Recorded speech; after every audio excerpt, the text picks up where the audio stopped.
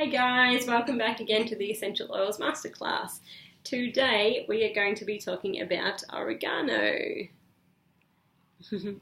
So, a lot of you are probably wondering, why the hell are we talking about oregano? Why is oregano even being on here? It seems like a bit of a random oil.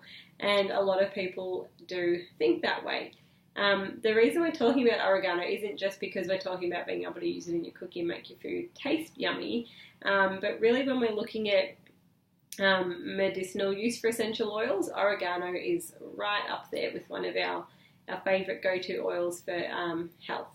So I use the oregano quite regularly, and I have been using it just this week. We're going into the seasonal shift, and a lot of people are getting sick at the moment with cold and flu type illnesses.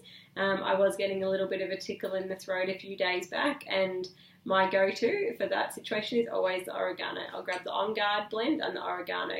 So I was applying the oregano oil to the bottoms of my feet a couple of times a day, along with the On Guard, to help absorb it throughout my system. And the reason I do this is because we look at oregano in terms of saying that it's nature's antibiotic. So for me, I'm not very keen on using antibiotics, and I would generally try and avoid them at all costs if I was able to. And I would go to using something like oregano instead. Oregano has been known for a long time for its medicinal use and qualities, but I think in Australia we are a little bit behind the eight ball with oregano. I know that a lot of people in Canada are like all over oregano.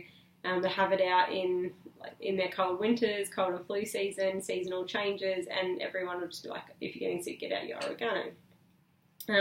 I also will use the oregano if I'm not putting it on the bottom of my feet. I have used it in a sore throat gargle. It is very strong and it's a very hot oil, so you want to be very careful about getting it on your lips and on your nose because it is quite burny. But I will make up a throat gargle also if I feel like I'm getting sick and getting that sore throat or any of the sinusy stuff going on. I'll get a glass, I'll put a little bit of sea salt in there, 1 drop of oregano, maybe 1 drop of the On Guard, fill it up with water and give it a really good mix so you don't get the oil on you, and then just gargle and spit. And I find that a really powerful way to use the oregano oil.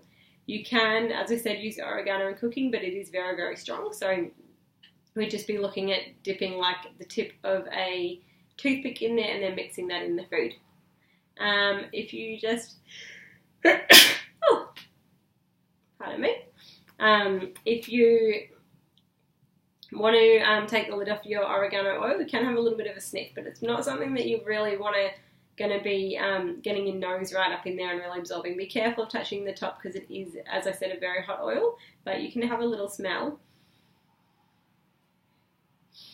And you will feel it does have a very strong smell. A lot of people love it. I quite like it. It does make me think of lots of beautiful home-style cooking, particularly lots of Greek foods.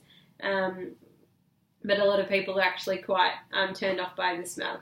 And emotionally, oregano is said to be like quite a protective essential oil. So the idea with that being that it's something that you could be using in your life emotionally if you're needing to put up some stronger barriers and protect yourself from sort of, I guess, external influences. And that makes a lot of sense to me when I smell the oregano oil. With putting it on the bottoms of your feet, you could put it on directly if you find that you're not sensitive to the oil, but I would always recommend diluting it down first, as I said. Oregano is one that I do have pre-made up in one of these little roller bottles that I've already talked about. So I have like, I call it like an immune bomb blend that I'll put in one of these bottles. So in this bottle, I'll put about 4 drops of oregano. I'll put maybe 3 or 4 drops of the On Guard and a couple of drops of frankincense. And I'll mix it up in a little bottle, and that way, if I'm out and about and I feel like I'm getting any illness or to stop anything from developing, I'll whip this out and I'll just be putting it on the bottom of my feet, maybe on the pulse points, but bottom of the feet, awesome way to put it. The reason we're putting the oils on the bottom of our feet, apart from it being somewhere that's a bit distant, I guess, from your face, or if you don't want to be smelling it all the time, is that you absorb things really, really quickly through your bottoms of your feet, and it gets through all the cells in your body at a much quicker rate. And it's a really great way to be putting the oils on if you are putting them diluted onto children and little people. You can just easily rub in the feet, give them a little bit of a foot massage. It's a really great way to absorb them. I occasionally will put the oregano in the diffuser, but it's not something that I put in there very regularly.